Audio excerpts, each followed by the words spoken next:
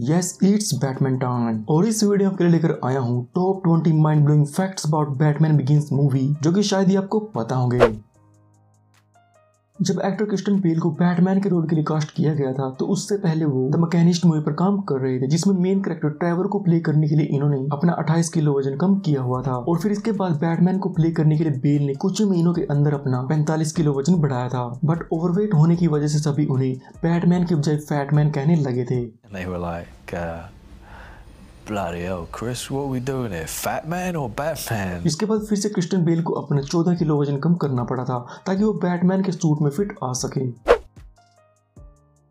Previous movies के मुकाबले इस मूवी में एक high tech, advance and more comfortable bat suit को तैयार किया गया था, ताकि एक्टर्स को fight, crouch and mainly full head movements को करने में कोई ज्यादा परेशानी ना हो। एंड इस मूवी में बैटमैन सूट को तैयार करने के लिए एक्टर क्रिस्टियन बेल का एक मोल्ड बॉडी स्ट्रक्चर बनाया गया था, जिसके बाद पीस बाय पीस करके उनके लिए बैट सूट को तैयार किया गया था। बट ज्यादा देर तक बैट सूट पहने रखने की वजह से बेल को हेडेक भी होने लगा था, जिसको बाद में वो बैटमैन के कैरेक्टर को ज्यादा फियर्स एंड इम्पेशेंट बनाने में यूज किया करते थे। Anyway, you know, you got no time for anybody, you're impatient. So I just said to myself, use it, you know? Batman suit को हम बैटकेव के बिना इमेजिन भी नहीं कर सकते। एंड इस मूवी में परफेक्ट बैटकेव को फाइंड करने के लिए डिफरेंट फैब्रिक्स के साथ स्क्रीन टेस्ट किए गए थे। बट इन सब के हैवी वेट एंड लीकी होने की वजह से कॉस्ट्यूम टीम ने बैटकेव के लिए एक बिल्कुल न्यू फैब्रिक को इन्वेंट किया था, जो कि नायलून पैरासूट सिल्क से बना हुआ था, जो कि साथ में लाइट वेट एंड वाटरप्रूफ भी था। इस मूवी के लिए बैटमोबाइल द टम्बलर के 4 स्ट्रीट रेडी मॉडल्स को तैयार किया गया था, जिनकी लंबाई 16 फीट और चौड़ाई 9 फीट थी, जिन्हें डिफरेंट सीन्स के हिसाब से यूज किया जाता था। फॉर एग्जांपल, क्लोजअप सीन्स के लिए जिनमें बैटमोबाइल को खुलते और बंद होते दिखाया गया है, तो ऐसे सीन्स में बैटमोबाइल के फ्लैप वर्जन का यूज किया जाता था। तो वहीं पर दूसरी तरफ रेसिंग सीन्स के लिए जेट वर्जन का यूज किया जाता था। इसके पीछे एक्चुअल जेट इंजन लगा हुआ था और इसकी स्पीड 100 माइल्स पर आवर से भी ज्यादा थी। मूवी में दिखाया कि बैटकेव सेट को भी इस मूवी के लिए रेल में बनाया गया था, जिसकी लंबाई 250 फीट, चौड़ाई 120 फीट और ऊंचाई 40 फीट थी। और इसके साथ ही इस नेवर एंडिंग वाटरफॉल के लिए 12 वाटर पंप्स को इंस्टॉल किया हुआ था, जिनसे लगातार ये पानी चलते रहता था। और ये पूरी बैटकेव एक मैसिव फुल स्केल सेट था, जिसमें किसी भी तरह के विजुअल इफेक्ट्स का यूज नहीं था। बैटमैन बिगिंस मूवी को बनाने के लिए डायरेक्टर क्रिस्टोफर नोलन ने 1982 में आई ब्लेड रनर मूवी से इंस्पिरेशन ली थी। और इसके साथ ही शूटिंग शुरू होने से पहले नोलन ने इस मूवी की पूरी कास्ट एंड क्रू के लिए ब्लेड रनर मूवी की प्राइवेट स्पेशल स्क्रीनिंग रखी थी। और फिर उन सभी को मूवी दिखाने के बाद नोलन ने पूरी फिल्मिंग क्रू से बात कही थी, this is how we going to make Batman. इस मूवी में हमें शुरू से लेकर एंड तक जितने भी फाइटिंग सीन्स देखने को मिले हैं, तो उन सभी को एक्टर क्रिस्टियन बेल ने खुद से किया था, जिनको करने के लिए बेल को हार्डकोर ट्रेनिंग एंड प्रैक्टिस करनी पड़ी थी। जिसके बाद इस मूवी में दिखाए गए 1-on-1 and 1 versus all fight scenes को क्रिस्टियन बेल ने खुद ही परफॉर्म किया था। हालांकि एक्टर क्रिस्टियन बेल ने इस मूवी में अपने मोस्ट ऑफ द स्टंट्स खुद ही किए हों, बट उन्हें बैटमोबाइल के आसपास भी आना अलाउड नहीं था फॉर सेफ्टी पर्पस। जिसके बाद बैटमोबाइल के सभी सीन्स एंड स्टंट्स को एक प्रोफेशनल ड्राइवर ने ही परफॉर्म किया था, जिन्होंने इन सभी सीन्स को परफॉर्म करने से पहले और बैटमोबाइल को सही तरीके से चलाने की 6 महीने की ट्रेनिंग की थी। मूवी के स्टार्टिंग में माउंटेन्स के बीच हमें जो विलेज देखने को मिला था, तो इस छोटे से गांव को फिल्म मेकर्स ने एक्चुअल में बनाया था और इसकी शूटिंग आइसलैंड में हुई थी, जहां पर इन सभी को शूटिंग के टाइम रेन, स्नो और बहुत ही तेज हवा का सामना करना पड़ा था, जो कि इन सब के लिए बिल्कुल भी आसान नहीं था।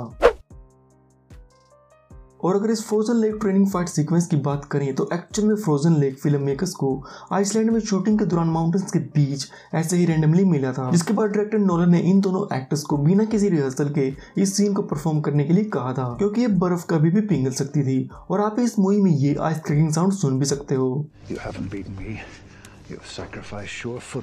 एंड ऑलमोस्ट इस सीन की शूटिंग खत्म होते होते ये लेक भी पिघल गया था। By the next day, it was pretty much just a lake again. And I like that actually. You know, it's nice sometimes to kind of surprise yourself. Movie के सीन में जहाँ पर ब्रूस डुकर्ट को mountain से गिरने से बचाता है, तो इस सीन को 2 स्टंटमैन्स ने रील में परफॉर्म किया था, जो कि उनके लिए बहुत ही ज्यादा रिस्की एंड स्कैरी था। 3, 2, 1, action!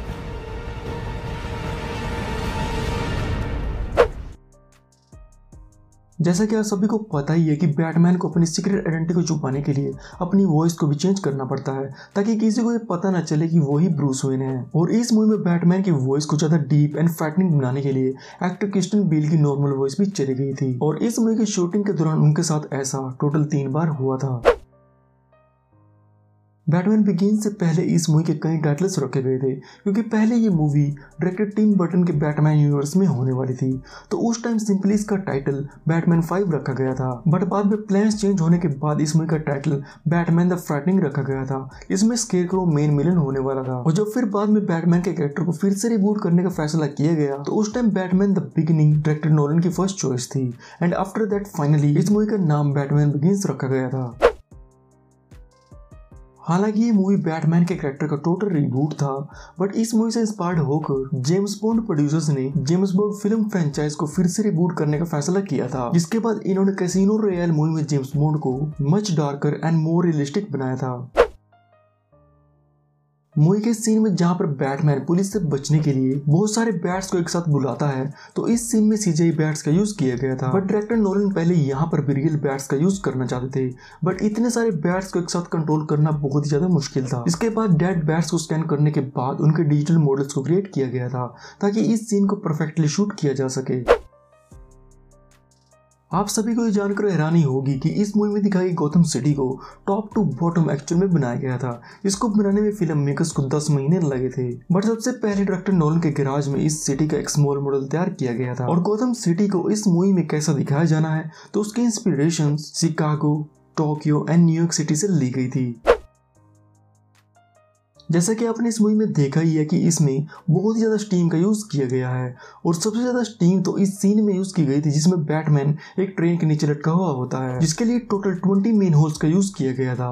और इतनी ज्यादा स्टीम होने की वजह से कास्ट एंड क्रू की हालत खराब हो गई थी। एंड ऑल्सो इस सीन में हमें जो बैटमैन देखने को मिला था तो एक्चुअली में एक स्टंटमैन था।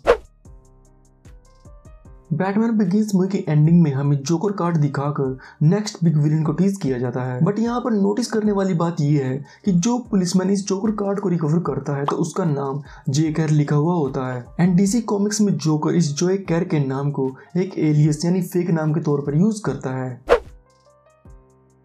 इस मूवी की कास्टिंग होने के बाद भी कुछ कास्ट मेंबर्स को कोई भी आइडिया नहीं था कि एक बैटमैन मूवी होने वाली है, क्योंकि उन सभी के पास इस मूवी की स्क्रिप्ट को एक fake title the intimidation game के नाम से भेजा गया था, और इसी के नाम से इस पूरी मूवी की शूटिंग भी हुई थी। और इसके साथ ये director Nolan and Michael Klein की एक साथ में पहली मूवी थी, जो कि बाद में हमें नोलन की हर एक मूवी में देखने को मिले हैं। बैटमैन डीसी यूनिवर्स का one of the most popular character है, और जब बैटमैन बिगिंस बनने का सिलसिला शुरू हुआ था तो उस टाइम इस कैरेक्टर को प्ले करने के लिए बहुत से एक्टर्स ने इंटरेस्ट दिखाया था, जिनमें Henry Cavill, Billy Crudup, Hugh Dancy, Jake Gyllenhaal, Joshua Jackson, Heath Ledger, जिन्होंने बाद में जोकर का रोल भी प्ले किया है। एंड किलियन मर्फी ने भी बैटमैन के रोल की रेडिएशन दिया था, जो कि डायरेक्टर क्रिस्टोफर नोलन को पर्सनली बहुत ही ज्यादा पसंद आया था, और यही रीजन था जिसके बाद नोलन ने मर्फी को स्केयरक्रो के रोल के लिए कास्ट किया था।